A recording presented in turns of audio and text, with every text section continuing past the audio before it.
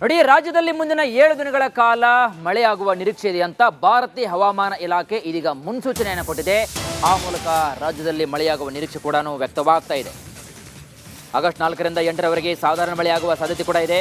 ಭಾರತೀಯ ಹವಾಮಾನ ಇಲಾಖೆ ಮುನ್ಸೂಚನೆಯನ್ನು ಕೊಟ್ಟಿರತಕ್ಕಂಥದ್ದು. ಶಿವಮೊಗ್ಗ, ಕೊಡಗು, ಚಿಕ್ಕಮಗಳೂರು, ದಕ್ಷಿಣ ಕನ್ನಡ, ಉಡುಪಿ, ಉತ್ತರ ಕನ್ನಡ ಜಿಲ್ಲೆಗಳಲ್ಲಿ ಭಾರೀ ಮಳೆಯಾಗುವ ಸಾಧ್ಯತೆ ಇದೆ.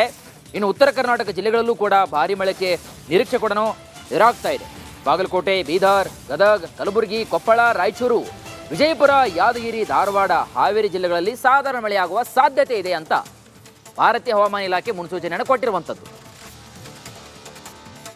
ಆ ಮೂಲಕ ರಾಜ್ಯದಲ್ಲಿ ಒಂದು ಕಡೆಗೆ ಬರಗಾಲ ಎದುರಾಗಿದರೆ ಮತ್ತೊಂದು ಕಡೆಗೆ ಮಳೆ ಸಾಕಷ್ಟು ಅವಾಂತರವನ್ನು ಮಾಡಿರುವಂಥದ್ದು.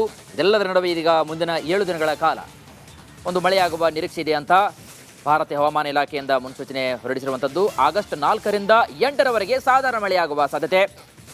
ಇನ್ನು ಶಿವಮೊಗ್ಗ, ಕೊಡಗು, ಚಿಕ್ಕಮಗಳೂರು, ದಕ್ಷಿಣ ಕನ್ನಡ, ಉಡುಪಿ, ಉತ್ತರ ಕನ್ನಡ ಜಿಲ್ಲೆಗಳಲ್ಲಿ ಭಾರೀ ಮಳೆಯಾಗುವ ಸಾಧ್ಯತೆ ಇದೆ. ಇನ್ನು ಉತ್ತರ ಕರ್ನಾಟಕ ಜಿಲ್ಲೆಗಳಾದಂತಹ ಬಾಗಲಕೋಟೆ, ಬೀದರ್, ಗದಗ್, ಕಲಬುರಗಿ, ಕೊಪ್ಪಳ, ರಾಯಚೂರು, ವಿಜಯಪುರ, ಯಾದಗಿರಿ, ಧಾರವಾಡ, ಹಾವೇರಿ ಎಲ್ಲದರಲ್ಲೂ ಕೂಡ ಸಾಧಾರಣ ಮಳೆಯಾಗುವ ಸಾಧ್ಯತೆ ಇದೆ ಅಂತ ಇಲಾಖೆ ಮುನ್ಸೂಚನೆಯನ್ನು ಕೊಟ್ಟಿರುವಂಥದ್ದು.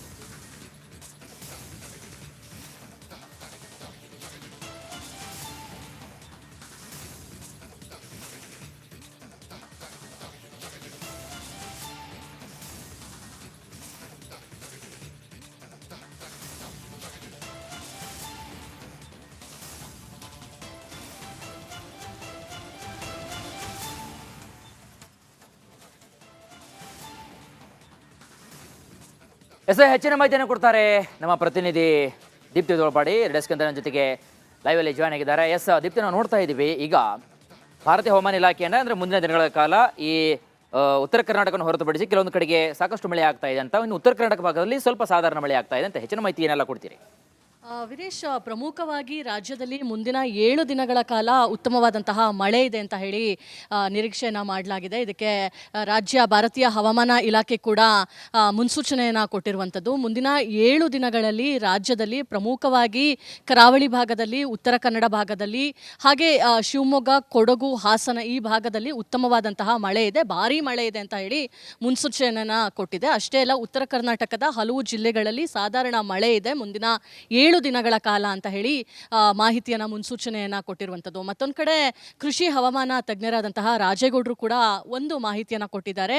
ಮುಂದಿನ 15 ದಿನಗಳಲ್ಲಿ ರಾಜ್ಯದ ಎಲ್ಲ ಕಡೆ ಒಳ್ಳೆ ಮಳೆ ಆಗುತ್ತೆ, ಹೀಗಾಗಿ ಬಿತ್ತನೆ ಕಾರ್ಯ ಕೂಡ ರೈತರು ಶುರು ಮಾಡ್ಬೋದು ಅಂತ ಹೇಳಿ. ಎಲ್ಲೋ ಒಂದು ಕಡೆ ರಾಜ್ಯಕ್ಕೆ ಮಳೆಯ ಸಂಕಷ್ಟ ಎದುರಾಗುತ್ತಾ, ತಮಿಳುನಾಡು ಕೇಳುವಂತಹ ನೀರನ್ನ ಬಿಟ್ಟರೆ ಇಲ್ಲಿರುವಂತಹ ಸಮಸ್ಯೆ ಏನಾಗ್ಬೋದು ಅನ್ನೋ ಎಲ್ಲ ವಿಚಾರಗಳ ಮಧ್ಯದಲ್ಲಿ ಉತ್ತಮವಾಗಿ ನಿನ್ನೆ ಇವತ್ತು ಮಳೆ ಆಗ್ತಾ ಇದೆ. ಇನ್ನೂ ಮುಂದಿನ 7 ದಿನಗಳ ಕಾಲ ಒಳ್ಳೆ ಮಳೆ ಆಗುವಂತಹ ನಿರೀಕ್ಷೆಯನ್ನ, ಮುನ್ಸೂಚನೆಯನ್ನ ಭಾರತೀಯ ಹವಾಮಾನ ಇಲಾಖೆ ಕೂಡ ಕೊಟ್ಟಿರುವಂಥದ್ದು. ಹೀಗಾಗಿ ಕಬಿನಿ ಕೂಡ ಜಲಾಶಯ ಭರ್ತಿಯಾಗಿ 12,000 ಕ್ಯೂಸೆಕ್ಸ್ ನೀರು ಹೊರಹರಿವು ಆಗ್ತಾ ಇದೆ. ಹೀಗಾಗಿ ಎಲ್ಲೋ ಒಂದು ಕಡೆ ಈ ಒಂದು ಸಂಕಷ್ಟಕ್ಕೆ ಇವಾಗ ಸದ್ಯದ ಮಟ್ಟಿಗೆ ರಿಲೀಫ್ ಸಿಕ್ಕಿರುವಂಥದ್ದು. ಮುಂದಿನ 7 ದಿನಗಳ ಕಾಲ ಕೂಡ ಒಳ್ಳೆ ಮಳೆ ಬೀರುವಂತಹ ನಿಟ್ಟಿನಲ್ಲಿ ಯಾವುದೇ ರೀತಿಯಾಗಿ ಸಮಸ್ಯೆ ಆಗೋದಿಲ್ಲ ಅನ್ನೋ ಒಂದು ನಿರೀಕ್ಷೆಯನ್ನು ಕೂಡ ಹೊಂದಲಾಗಿದೆ.